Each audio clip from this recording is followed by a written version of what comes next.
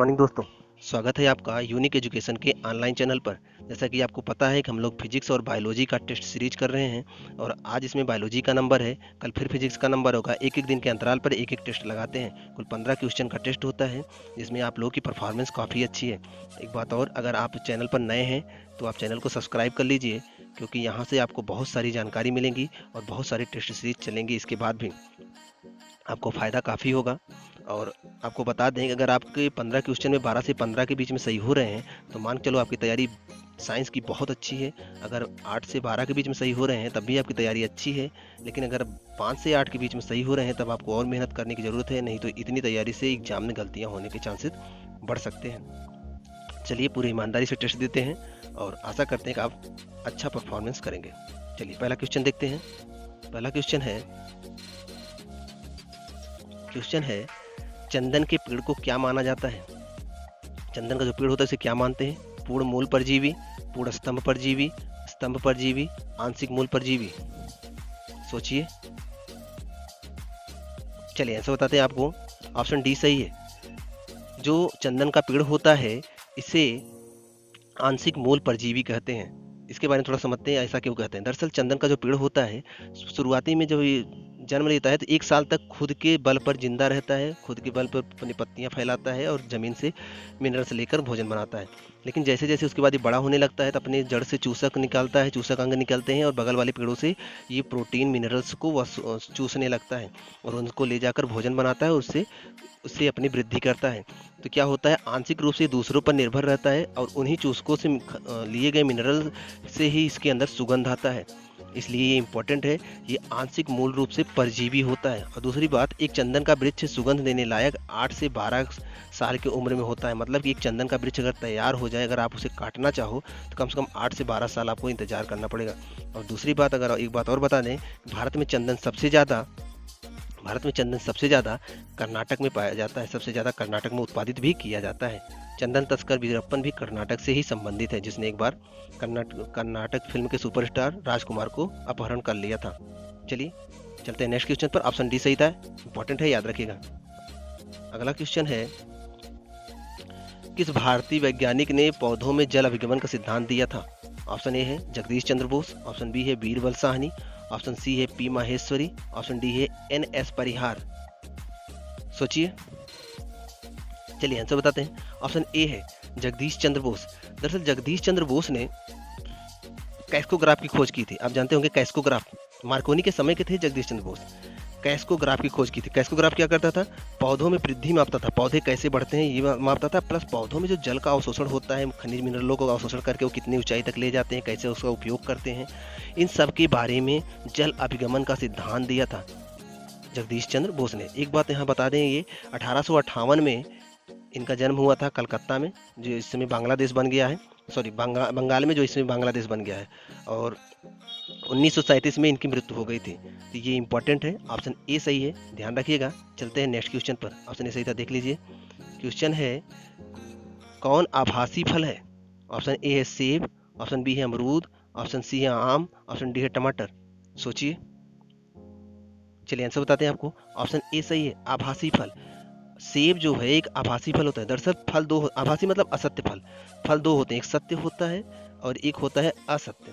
सत्य फल वो होते हैं जो केवल भ्रूण, दरअसल जब आप देखते हो फूल होता है, आपके अगल बगल जो सब्जियां होती हैं उनके भी ऐसे फूल होते हैं, फूल के अंदरूनी भाग में भ्रूण होता है।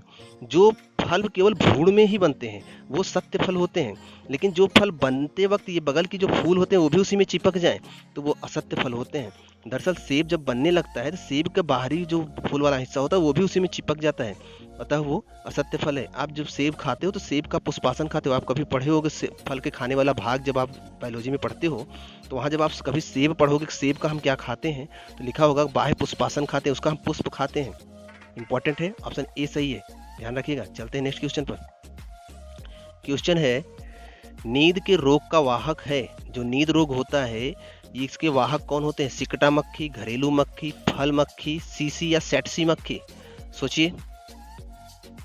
चलिए हम आपको आंसर बताते हैं। यहाँ पर ऑप्शन डी सही है, सीसी मक्खी या सेटसी मक्खी, दरअसल ये रोग खासकर अफ्रीका में बड़ी मात्रा में फैला है। अफ्रीका में जो कालाहारी मरुस्थल है, उस क्षेत्र में, मरुस्थलीय क्षेत्र में ये मक्खियाँ बड़ी मात्रा में पाई जाती हैं। और ये मक्खियाँ जिनको डंक मारती हैं, जिनको काटती हैं, दरअसल खून चूसती हैं, खून चूस कर ही जिंदा रहती हैं। तो जिन पर ये डंक मारती हैं उनके अंदर ये रोग उत्पन्न हो जाता है, जिसे बोलते हैं नीद रोग। तो नीद रोग की वाहक है सीसी मक्खी। याद रखना, फल मक्खी, घरेलू मक्खी ऐसा कुछ नहीं है। ऑप्शन डी सही है, इंपॉर्टेंट है, याद रखिएगा। पीसीएस का क्वेश्चन एक बार मिला था पीसीएस में। अगला क्वेश्चन है 100 ml रक्त में कितना ग्लूकोज होता है? अगर 100 मिलीलीटर आप रक्त निकालो तो उसमें कितना मिलीग्राम ग्लूकोज होगा? 20 से 25 मिलीग्राम, 50 से 70 मिलीग्राम, 80 से 100 मिलीग्राम, 120 से 140 मिलीग्राम। सोचिए। चलिए आंसर बताते हैं आपको। 80 से 100 मिलीग्राम। आप 100 मिलीग्राम अगर 100 ml रक्त निकालोगे किसी व्यक्ति के, स्वस्थ व्यक्ति के शरीर से, तो उसमें 80 से 100 मिलीग्राम जो होगा उसमें ग्लूकोज होगा। ग्लूकोज आप जानते हो, शरीर में ग्लूकोज की मात्रा को नियंत्रित करने का काम कौन करता है? इंसुलिन हार्मोन, जो कहाँ से निकलता है? अग्नाशय ग्रंथि से, आपको बताया गया है। इंपॉर्टेंट है, ऑप्शन सी सही है, याद रखिएगा। चलते हैं नेक्स्ट क्वेश्चन पर। अगला क्वेश्चन है सबसे अस्थायी पारिस्थितिक तंत्र कौन सा है? ऑप्शन ए है मरुस्थल, ऑप्शन बी है महासागर, ऑप्शन सी है पर्वत, ऑप्शन डी है वन। सोचिए। चलिए हम आपको आंसर बताते हैं। ऑप्शन बी सही है, महासागर। दरअसल पारिस्थितिक तंत्र एक निश्चित क्षेत्र में जीव जंतु, पेड़ पौधे, अन्य बहुत सारी चीजें जहाँ पाए जाते हैं, उस क्षेत्र को ही पारिस्थितिक तंत्र बोला जाता है। तो सबसे अस्थायी, जैसे मरुस्थल जो है, मरुस्थल एक पारिस्थितिक तंत्र है, वहाँ बहुत कम जीव मिलते हैं, लेकिन अगर उसमें पानी की अधिकता कर दी जाए तो वहाँ जीव जंतु बढ़ जाएंगे। पर्वत जो है, पर्वत पे भी एक निश्चित जीव मिलते हैं, लेकिन अगर ग्लेशियर पिघल जाए तो वहाँ भी पारिस्थितिक तंत्र बदल जाएगा। वन में आग लग जाए तो उसका भी पारिस्थितिक तंत्र बदल जाएगा। लेकिन महासागरों का पारिस्थितिक तंत्र बदलने में टाइम लगेगा, क्योंकि महासागर बहुत बड़े होते हैं और इनमें बदलाव करना बड़ा मुश्किल होता है। इसलिए सबसे अस्थायी पारिस्थितिक तंत्र बी होगा, महासागर। ऑप्शन बी सही था, यहाँ पर देख लीजिए। अगला क्वेश्चन है निम्नलिखित में से कौन कृत्रिम पारिस्थितिक तंत्र है? ऑप्शन ए है तालाब, ऑप्शन बी है खेत, ऑप्शन सी है वन, ऑप्शन डी है उपयुक्त सभी। सोचिए। चलिए आंसर बताते हैं। ऑप्शन बी सही है, कृत्रिम। देखो, एक पारिस्थितिक तंत्र होता है जो प्रकृति बनाती है, और एक पारिस्थितिक तंत्र होता है जिसे मनुष्य बनाता है। जो मनुष्य बनाता है उसे कृत्रिम पारिस्थितिक तंत्र बोलते हैं। जैसे आप इस समय धान की रोपाई हुई है, तो धान के खेत में आप जाकर देखोगे तो धान होगा, छोटे छोटे और भी बहुत सारे पौधे होंगे, छोटे छोटे बहुत सारे जीव होंगे। तो एक पारिस्थितिक तंत्र बन गया है, और इस पारिस्थितिक तंत्र को बनाया किसने? मनुष्य ने बनाया है। तो जिसको मनुष्य बनाते हैं उसे कृत्रिम पारिस्थितिक तंत्र बोलते हैं। तो यहाँ पर ऑप्शन बी सही है, इंपॉर्टेंट है, याद रखिएगा। चलते हैं नेक्स्ट क्वेश्चन पर। अगला क्वेश्चन है चेचक के टीके का आविष्कार किसने किया था? Frederick Banting, Alexander Fleming, Edward Jenner, Louis Pasteur. सोचिए। चलिए आंसर बताते हैं आपको। एडवर्ड जेनर ने चेचक के टीके का खोज किया था। हालांकि उनका जो परीक्षण था बड़ा लंबा था। परीक्षण के बारे में फिर किसी दिन डिस्कशन कर लेंगे, छोटा वीडियो है तो इसमें ज़्यादा डिस्कशन करने में टाइम लग जाएगा। हाँ, अगर आपको जानना जरूरी है चंदन के पेड़ के बारे में, या फिर इस पास्चराइजेशन के बारे में, लुई पास्चर का जो पास्चराइजेशन था इसके बारे में, तो आप कमेंट में बताइए, कह दीजिएगा, तो हम आपको अलग से वीडियो बना के दे देंगे। आपको जो चीज़ समझ में आए आप कमेंट में लिख दिया करिए, उसके बारे में अलग से डिस्कशन कर लेंगे किसी वीडियो में। यहाँ ऑप्शन सी सही है, इंपॉर्टेंट है, याद रखिएगा। चलते हैं नेक्स्ट क्वेश्चन पर। क्वेश्चन है पृथ्वी पर विशालतम जीवित पक्षी कौन सा है? एमू, शुतुरमुर्ग, अल्बेस्ट्रास, साइबेरियाई सारस। साइबेरिया सारस। सोचिए। चलिए आंसर बताते हैं आपको। ऑप्शन बी सही है, शुतुरमुर्ग। पृथ्वी पर सबसे विशालतम पक्षी शुतुरमुर्ग है। शुतुरमुर्ग उड़ नहीं पाता लेकिन दौड़ता बहुत तेजी से है। तो अभी जीवित पक्षियों में सबसे विशालतम, प्राचीन काल में तो और बहुत सारे पक्षी थे, लेकिन वर्तमान में ये शुतुरमुर्ग है। साइबेरिया शब्द रूस से जुड़ा हुआ है। रूस में जो ठंडे क्षेत्रों में सारस मिलते हैं, सारस आप देखे होंगे, हमारे यहाँ भी मिलते हैं, छोटे होते हैं लेकिन वहाँ पर बड़े होते हैं। ये भी हैं लेकिन ये उतने बड़े नहीं होते। सबसे बड़ा है एमू। एमू का अंडा ही 2.5 से 5 किलो के बीच में होता है। सोचो कितना बड़ा होगा एमू। और सबसे बड़ी कोशिका किसकी होती है? सॉरी, एमू का नहीं, शुतुरमुर्ग का अंडा, हमने एमू कह दिया। शुतुरमुर्ग का अंडा ही 2.5 से 5 किलो के बीच में होता है। और सबसे बड़ी कोशिका किसकी होती है? शुतुरमुर्ग के अंडे की, जो नग्न आंखों से भी दिखाई देती है, नहीं तो वैसे तो कोशिकाएं हमें दिखाई नहीं देती। यहाँ पर ऑप्शन बी सही था, इंपॉर्टेंट है। चलते हैं नेक्स्ट क्वेश्चन पर। क्वेश्चन है विशालतम जीवित स्तनधारी कौन सा है? सबसे विशालतम जीवित स्तनधारी कौन सा है? हाथी, डायनासोर, व्हेल, गैंडा। सोचिए। चलिए आंसर बताते हैं। यहाँ पर ऑप्शन बी सही है, व्हेल मछली।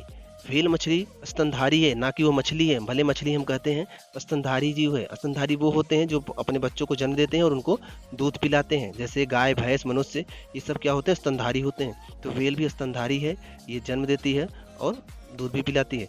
तो गैंडा, डायनासोर, और डायनासोर तो इसमें लुप्त ही है, तो वर्तमान में तो व्हेल है। और हाथी तो आप जानते हो कि एक व्हेल के अंदर में अगर एक व्हेल का चित्र बना दिया जाए ऐसे, तो इसमें छोटा सा, इतना छोटा सा हाथी पड़ेगा। मान के चलो सैकड़ों हाथी आ जाएंगे एक व्हेल के अंदर। इंपॉर्टेंट है, याद रखिएगा। चलते हैं नेक्स्ट क्वेश्चन पर। अगला क्वेश्चन है कि धनिया में उपयोगी अंश क्या होते हैं? धनिया जनरल क्वेश्चन है, फ्री का क्वेश्चन है, अगर आपको आता हो तो। मूल और पत्ते, पत्ते और पुष्प, पत्ते और सूखे फल, पुष्प और सूखे फल। सोचिए, चलिए आंसर बताते हैं। ऑप्शन सी सही है, पुष्प, पत्ते और सूखे फल। पत्ते और सूखे फल ही तो आप यूज करते हो धनिया का। मूल में से जड़ होता है, जड़ का तो आप यूज करते नहीं हो। तो ऑप्शन सी सही है, इसमें बताने की क्या जरूरत है, इसमें तो आप सब जानते हो। चलते हैं नेक्स्ट क्वेश्चन पर। क्वेश्चन है, ये बहुत इंपॉर्टेंट क्वेश्चन है, किस पौधे को साकी भारतीय डॉक्टर कहा जाता है? ऐसा कौन सा पौधा जिसे भारतीय डॉक्टर कहते हैं? आंवला, आम, नीम, तुलसी। सोचिए, बहुत इंपॉर्टेंट क्वेश्चन है। सही कर गए, समझ लो, बहुत जानकार हैं आप। चलिए आंसर बताते हैं आपको। ऑप्शन ए सही है, आंवला। आंवला को ही साकी भारतीय डॉक्टर कहते हैं, नीम और तुलसी को नहीं कहते। इसको इंपॉर्टेंट है, याद रखिएगा। हाँ, आम को फलों का राजा कहते हैं, इसको आप जानते रहिएगा। लेकिन यहाँ पर आंवला जो है साकी भारतीय डॉक्टर कहा जाता है। कभी भी नीम और तुलसी मत लगा के आइएगा। ऑप्शन ए सही था, देख लीजिए। मानव रक्त का पीएच मान कितना होता है? क्वेश्चन है। ऑप्शन ए है 7, ऑप्शन बी देखिए 7.8, 6.6, 7.4। सोचिए, चलिए आंसर बताते हैं आपको। यहाँ पर ऑप्शन डी सही है, 7.4। जो मानव रक्त का कुछ पीएच मान होता है वो 7.4 होता है। 7.4 मतलब क्षारीय होता है, 7 पर उदासीन होता है। अगर कोई वस्तु किसी का पीएच मान 7 है, समझ लो वो उदासीन है, ना अम्ल है ना क्षार है। लेकिन अगर उससे कम है, 7 से कम है, तो वो अम्लीय है। उससे ज़्यादा है तो क्षारीय है। तो रक्त का पीएच मान 7.4 है, मतलब 7 से ज़्यादा है, अतः वह क्या है? क्षारीय है। शुद्ध जल का पीएच मान 7 होता है, अतः शुद्ध जल उदासीन होता है। इसमें बिजली का करंट भी प्रवाहित नहीं होगा अगर शुद्ध जल हो तो। चलिए चलते हैं नेक्स्ट क्वेश्चन पर। ऑप्शन बी डी सही था, देख लीजिए। अगला क्वेश्चन है कि मानव शरीर की सबसे बड़ी अंतःस्रावी ग्रंथि कौन सी है? थायराइड ग्रंथ, पैराथायराइड ग्रंथ, एड्रिनल ग्रंथ, पीयूष ग्रंथ। सोचिए, चलिए आंसर बताते हैं।